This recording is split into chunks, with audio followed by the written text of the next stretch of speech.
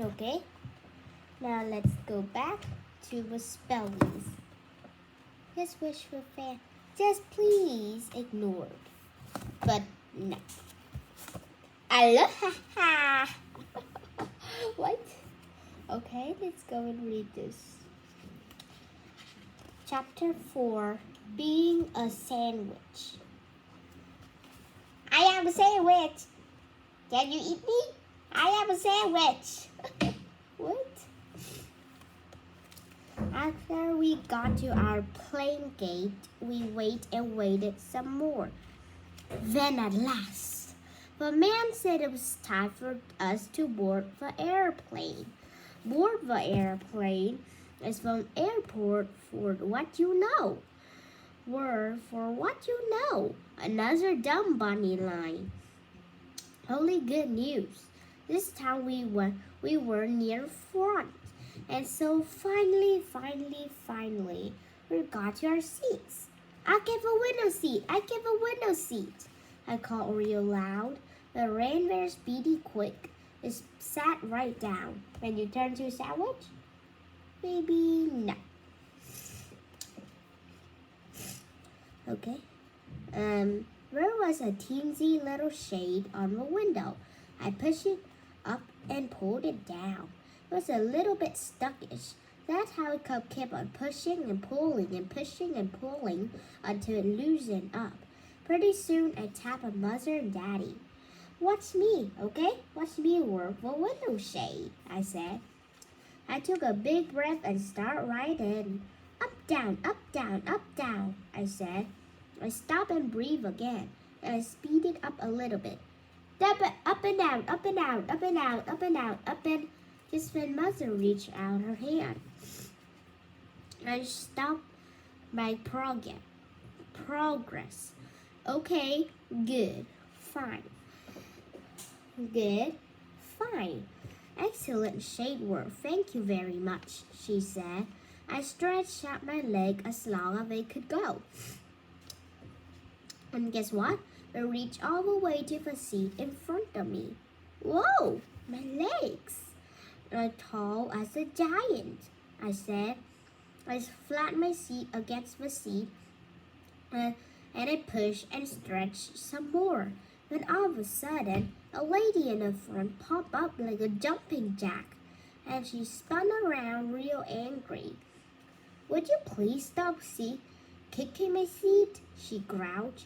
I don't like having my seat kicked.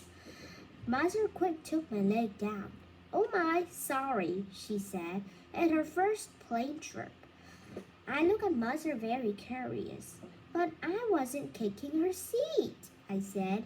My legs were just being tall. The lady made a harumph sound, and she turned around again. After that, I stayed still, and I didn't move my muscles. Only wait a second, hold the phone. And just then, I spotted the cutest thing I ever saw, and it called, Hey, there's a little tray on the back of a grouchy lady's seat, and folded up real flat. What? Where? Maybe the tray folded out here, this thingy, I think. Or something, I don't know. I leaned up and opened it. Huh, what will we think of next? I said. I'm practicing folding in and out. Watch me, Mother. Watch me, Daddy. I stood up to demonstrate. In and out, in and out, in and out, and in and bam! The crouchy lady popped up again. What the heaven's name are you doing now? She growled. I did a gulp. I'm demonstrating my tray table, I said. Mother's face looked embarrassed.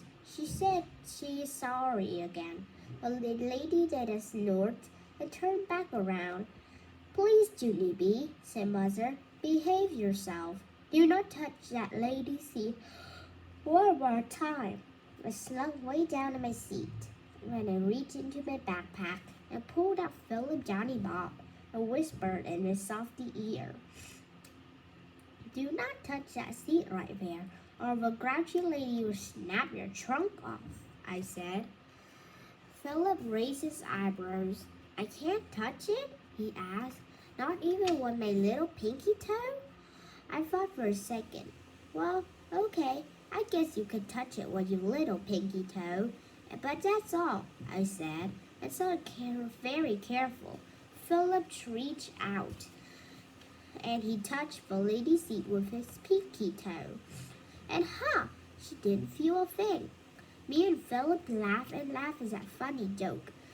Then pretty soon, he tapped on his chin and looked curious at me again. I wonder if there's a grouchy lady behind us too, he asked. I shrugged my shoulders. I don't know, Phil. Why don't you take a peek? I said. And so Philip Johnny Bob turned around. He tried to peek through the seat crack, but he couldn't get a good look. And so finally, I had to lift him way up to the top of my seat, let him stare back there for a while. Only bad news. It didn't actually work out that good. On account of we forgot that Phil's eyes are buttons, and buttons do not have good distance of vision. He came back very glum. Phooey, he said, I can't see a thing. Now what? I thought some more. And yay! A little light bulb went on in my head. I quick reached my hand to my backpack again and took out Hula Girl Dolores.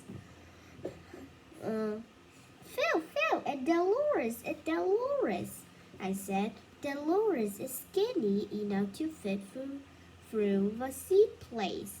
See? Plus her eyes are not even buttons. Philip smiled. You're sharp as a tack, Junie B. Okay. And so I sent Dolores on a spy mission to the seat behind us, I said. Please stand by. After that, I picked up Dolores and pushed her through the seat place, and I let her take a nice long peek. Only just then, a little bit of trouble happened, and it's called, I felt a tug on Dolores' head, and then whoosh, someone pulled her to the other side of the seat. I could not believe my eyeballs at that situation. Very quick, I got on my knees and Philip looked over the top of my seat. And oh no, another grouchy lady was staring back at us. She's holding Dolores in her hand, and her face was not smiling. She did a frown at me. You're a little bit old to be playing peekaboo, don't you think? She grumped. I did another gulp. Yeah, only we weren't even playing peekaboo, I said. We're on a spy mission, and Philip Johnny Bob. Just then Daddy stood up, and he said, apology to the woman, and he got Dolores back for me. Then he sat me back in my seat and said, if I do not behave myself, we will turn this plane right around and you won't even go to Hawaii. I looked at that man. That was a bluff, I think. After that, I put Dolores away in my backpack, and me and Philip whispered each other a real secret. I can't believe it, Phil, I said. There's a grouchy lady in front of us and a grouchy lady behind us. Philip did a sign. We're right in the middle of a grouchy lady sandwich. We slumped down in our seat and we looked out the window. Then whew! Alas! The pilot talked over the loudspeakers, and he said we were next in the line for takeoff. Me and Philip hugged each other real happy. Then yippee! The engine got very loud. When the plane started to move, it went faster and faster and faster, then we went all the way up in the sky. It was just like a magic carpet, I tell you. There's a puffy cloud wherever I look. This view takes my breathing away. I hollered to Mother and Daddy. Mother smiled. Yes, it does, she said, but you don't have to shout. I pointed at my ears. Yeah, all I hear is an airplane noise in my head, so I can't actually hear my own voice, I explained. Mother picked up my backpack. Well, let's try to find something quiet to do, okay? Okay, I said back. We looked through the stuff I brought, and hooray, hooray, hooray! I spun my brand new camera. Wow, I almost forgot about that assignment, I said. Today will be the first official picture for my photo journal. My eyes lighted up. Hey, I know. You can take a picture of me by the window. Okay, Mother? Okay? A picture of me by the window will be the perfect start. Mother put her finger to her lips. Shh! You're still talking too loudly, Junie B. Everyone can hear you, she said. After that, she took out the camera and she started to aim. No, wait, hold it. Didn't even get posed yet, I told her. I quick undid my seatbelt and leaned next to the window. Get the clouds in the background, okay, Mother? Rule 1 will love to see me way up high in the clouds. Philip Johnny Ball was still standing on the seat. I reached over and picked him up. And get Philip too, okay? Just me and Philip in the clouds, and that's all, I said. Just then Philip tapped on me and whispered a funny secret. I started to laugh.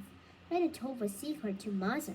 Plus Philip says don't get the grouchy ladies, I said, 'cause those two grouch pots will ruin my whole entire photo journal. Mother's eyes got big and wide at me. Shh, Junie B, please, she said, very panicked. But she quick tried to take the picture. But oh no, both of those grouches sprang up as fast as the springs. And the big grunt heads got right in my picture. I covered my mouth real shock. Mother covered her mouth real shock too. But both of us kept our heads bent down until the grouches stopped staring. After they were gone, I looked at Mother. Me and my big fat mouth, I said in a whisper. Mother kept her head down and she talked to me through her fingers.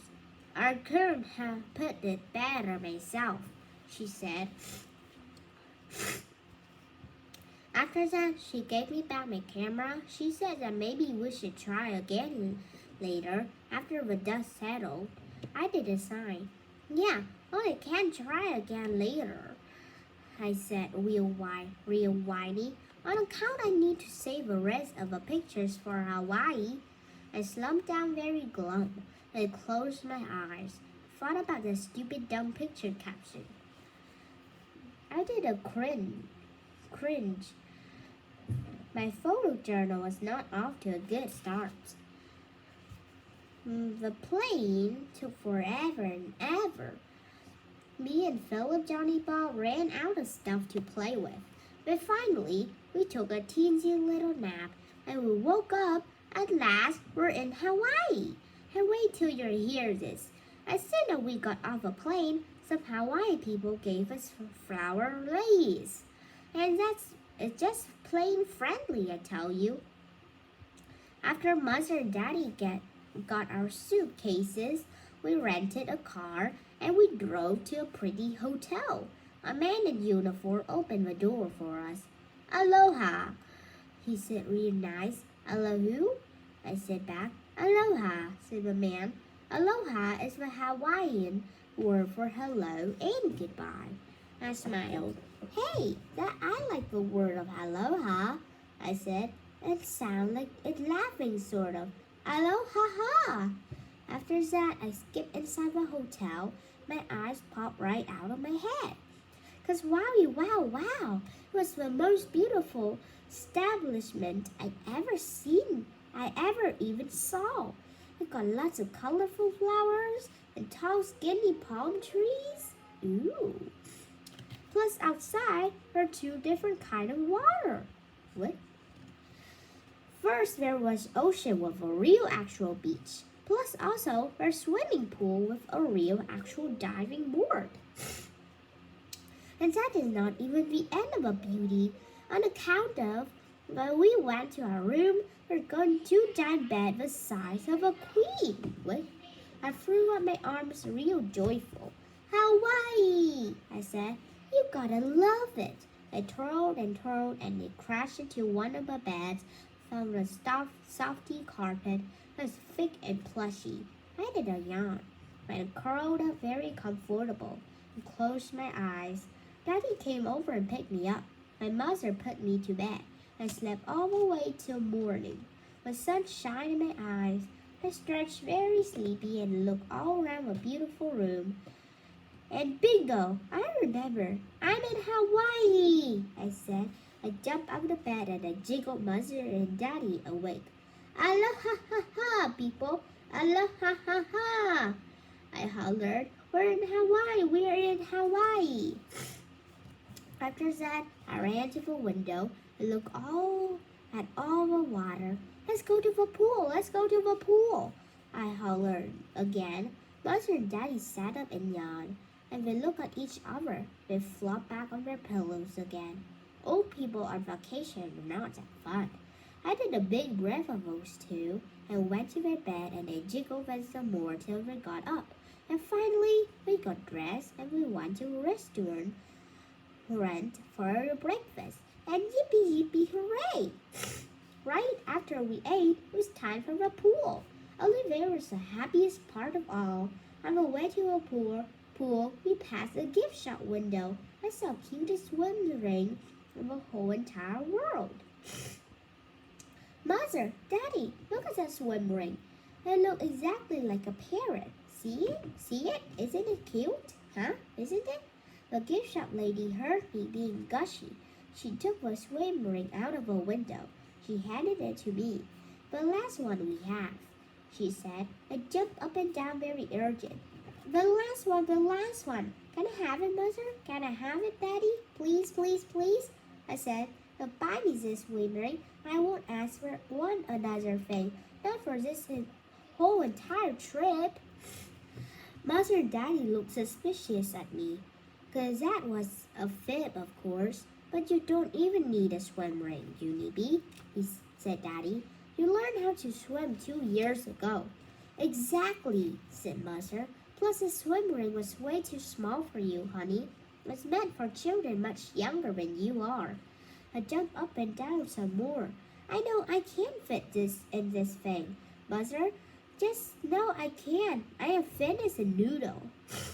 I folded my hands and real begging. Please, can I have it? Please, please, please? Daddy ran his finger through his hair. That is a good sign usually. But finally, he took my parrot swim ring and he gave the gift lady some money. I hugged him very happy. Thank you, Daddy. Thank you. Thank you. You're the nicest daddy in the whole entire world. After that, I skipped to the pool with my parrot swim ring, tried to put it on, but it was way too tight to fit. Daddy watched I was doing. It looked like your mother was right, Junie, he said.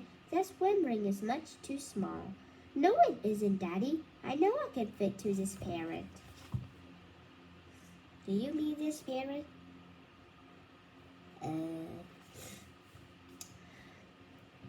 I said. I'm positive I can. I thought of a second. I walked to the edge of the pool. I dropped my swim ring in the water and kersplash! I jumped through the middle, and what you know, I squeezed right in. I clapped real thrilled. See, Mother? See, Daddy? I called. I told you I can fit in this thing, I told you. I took a breath. It's just a little bit tightish around my middle, but I think I can still breathe. Possibly. I pushed away from the edge and I kicked to the other side. Did you see me swim over there, Mother? Are you watching me, Daddy? This parrot's speedy fast. My stomach did a whiz. Also, I'm in severe pain, I shouted. After that, I hurried up out of the pool. I rushed to Mother real quick. Please get this thing off of me. Right exactly now, because this thing is squeezing my inside in half, I said. And so she and Daddy tried to wiggle it off of me, but the parrot didn't budge itself. I sucked at my tummy as skinny as it would go. Then all was push and pulled, and yank and tug, and twist and stretch. Plus also I jumped up and down. After that I pounded and shouted. I stuck in my parrot! I'm stuck in my parrot! 911! I'm stuck in my parrot! Everyone turned around to look. Shh, said Daddy. Stop shouting. And quickly found an air plug and opened it up. And whoosh, my parrot's air came rushing out. Soon my stomach could breathe again. Ah, better, I said. Thank you, Daddy, thank you. I'll wait till the air was out. I headed back to the pool. Mother snapped her fingers at me.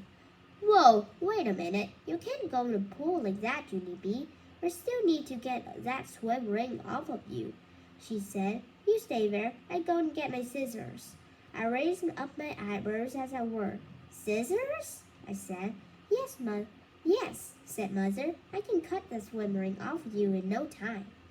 I let that information sink in, when all of a sudden, my eye got big and wide. No, Mother, no, I shout. Don't cut my parrot off. Please, please, please. It doesn't even hurt anymore. I promise, I promise. Next to us, a grandpa did a frown. And plus, his wife did a frown too. For heaven's sake, what kind of mother would cut a little girl parrot? Said the grandpa. I know, Ed, said the grandma, but it sure don't seem right.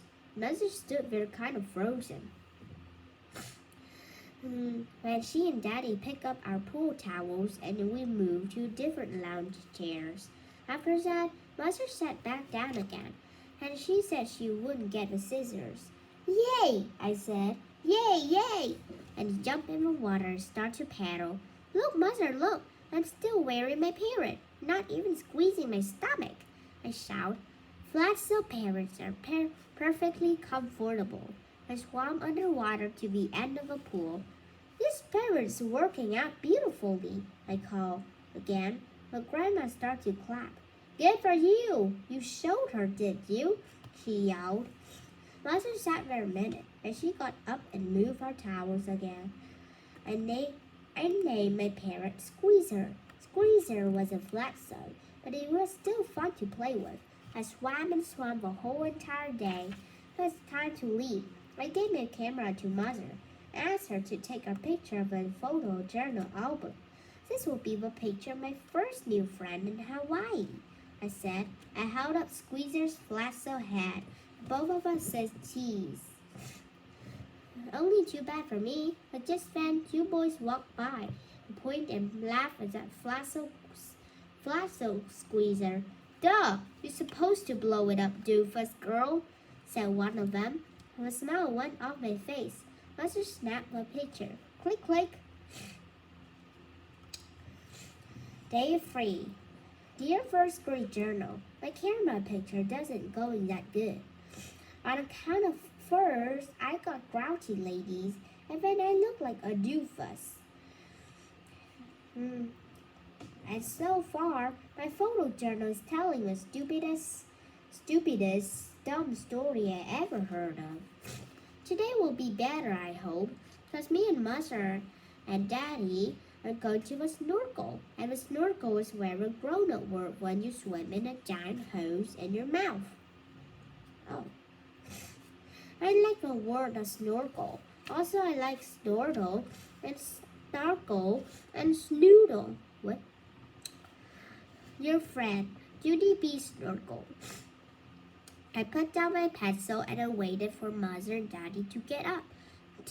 Those two lazy bones. Only I am not allowed to jiggle them awake anymore, or else Mother turned out cranky. I kept waiting real patient for their eyes to open.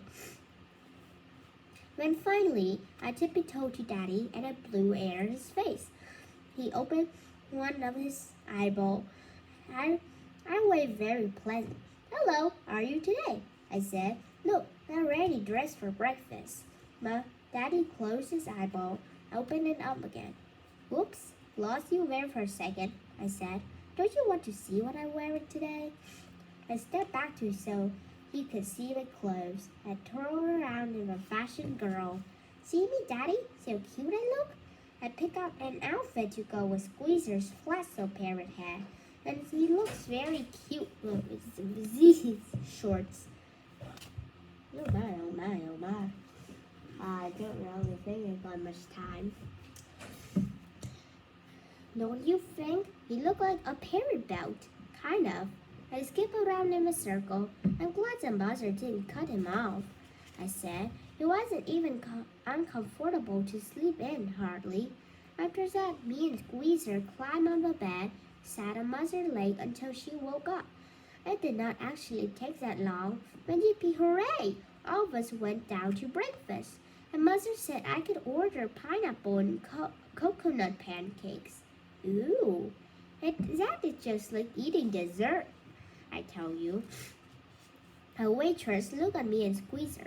She did a little chuckle. Wow, you already have your swim ring on, huh? She said.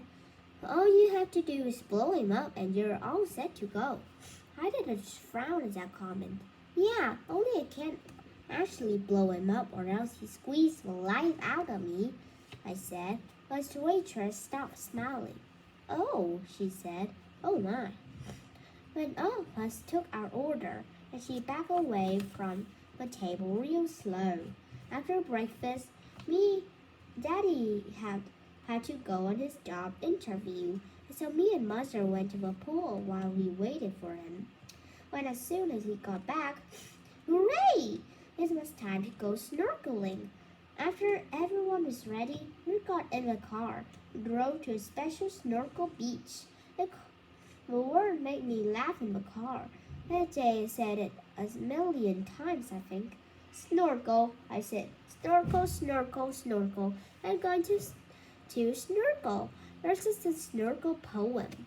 I took a breath. Snorkel, snorkel, snoodle, noodle. Snorkel, snortle, snootle, noodle. Snorkel, snartle, snarkle. Mother turned around. Please stop it, she said. She took an A spirit. Mother did not appreciate poetry, apparently. Pretty soon, Daddy pulled into a beach parking lot and carried our snorkel stuff to the water. Mother helped me on to fit my swim fins. Swim fins look exactly like frog feet. Except for they're not on an actual frog. It's hard to walk in frog feet. You have to lift your feet way high in the air, like you're marching in a band. Except for frogs don't match in a band usually. On account most of them don't play an instrument. After I put on my frog feet, I put on my face mask and my snorkel snout. My snorkel snout is a giant hose that you can breathe with. When Daddy took me into the water, it only tightened my face mask. And ta-da! I was ready to go. I float on top of the water and breathe through my snorkel snout. I did very good with my breathing because I already practiced this activity in the pool. That's why. And wowie wow wow! I could not believe the view. I raised the real excited. The ocean bottom is way prettier than the pool bottom, I hollered. You can see clear as a bell down there. Mother and Daddy smiled. When Daddy said to please stop use my soft voice. Snorkeling is a quiet sport, Junie B, he said. We don't want to bother the other snorkelers, okay? I said the word of the day is quiet. Got it? Got it, I said. The word is quiet. After that, I put on a snorkel vest to help me float. And I held onto a kickboard and swam with Mother and Daddy to a special snorkel spot. Frog feet help you swim speedy fast. Frog feet help you swim speedy fast. Even if you're swimming in a flat-so parrot, you can still be speedy. After we got there, I put my head in the water again. My eyes popped out of my head. The fish were beautiful. What? Look, did you see the lovebird? This was a word. Beautiful. It's so weird. I tell you, there were yellow ones and blue ones and orange ones and silver ones, a black one and white one, and spotted ones, and striped ones, spotted ones, and spotted ones, and striped ones. My heart pounded on the sight of them. I raised my head and pulled out my snorkel snout. Hey, this is just like swimming in the fish tank at my school, I said. Daddy quick put his same finger to his lips, pointed over snorkeler. Shh, a word of a day is quiet, remember? He said. I tried to calm my voice, but it kept on staying loud. Yeah, but I didn't know I would be this excited, I said. It's hard to control my thrill. After that, I looked at those beautiful fishes some more. I smiled and smiled inside my head, just like being in a fish zoo. Only just then, a little bit of trouble happened. It's called, I spotted a stick behind a rock, and then gulp, a stick started to move, and gasp. Oh no, the stick swam away. Because it wasn't even a stick, that's why. It was an eel. I spotted an eel. I screamed, 911, eel spotting, help. Some of the snorkelers pop up their heads. Daddy popped up his head too. Shh, Junie B. Shh, there's nothing to worry about, I promise, he said. That eel is perfectly harmless. I quick ducked down again, because I have to keep track of an eel, of course. And whoa, what a homophone. Something even worse was floating away. And it's called a jellyfish. A jellyfish is coming. That thing is as big as a barn, I tell you. After that, I quick turned around. I kicked for the beach as hard as I could. I didn't stop till I got there. I ran above the water, tripped on my frog feet, and fell over with a hand. I raised the thread to take a breathe. Breathe, I said to my pounding heart. Breathe. Just when I heard sloshing feet, I heard one eye. It was Daddy. His face did not look pleasant. I waved my finger very nervous. Hello, how are you today? I said. I'm fine, only I turned out to be afraid of jellyfish apparently, so I swam to the beach. I made a trip on my frog feet and now I'm resting comfortably in the sand. I thought for a second. Also, I did not care for the eel. Just when Mother came hurrying out of the water. She looked grouchy as for Daddy. Asked Daddy. I waved again. Good to see you both, I said. Daddy is mad frown. Did a mad frown. This isn't a joking matter, young lady. You're supposed to stay with Mother and me, he said. Don't you ever pull a stunt like that again? Do you understand? All of a sudden, my eyes got tears in them. But I didn't even mean to pull a stunt, Daddy. I just got scared. I started to kick. And I didn't even know I would do that. My nose started to sniffle very much. Sorry, Daddy. Sorry, Mother. Sorry, I got scared. Mother and Daddy looked at each other. They didn't seem as mad anymore. Mother sat down next to me. We're not mad at you being scared, honey, she said. We're just upset because you swam away from us, and you should never ever swim alone in the ocean. I sighed real glum. I turned out to be a chicken, I said. I am a chicken of the ocean. Mother smiled and ruffled my hair. I think you mean a chicken of the sea, she teased. When she and Daddy did a chuckle, only I don't actually know why. After that, we walked back to the car. The camera was in the back seat. Phooey, I still have to take the dumb snorkel picture for my assignment, I said. I thought today's picture would be cute, but these photos just keep being stupider and stupider. I handed Mother's camera, and both of us walked back to the sand and took another dumb picture. She blew a little bit of the air in the squeezer to make it look more lively. I purred as good as I could, and click, click. Day 4, Dear First Grade Journal. I'm writing this page on a stupid dumb tour bus. Stupid dumb tour bus is the grown-up word for there's nothing but old people on this thing. We're going on a nature hike. Ooh, that's great. A nature hike is when you look at plants and birds and scenery. I cannot think of a worse activity. No, I love nature. Mother said I'll get some good pictures today. Big whoop. From Junie B, I do not want to be here. I closed my journal and I did a huff.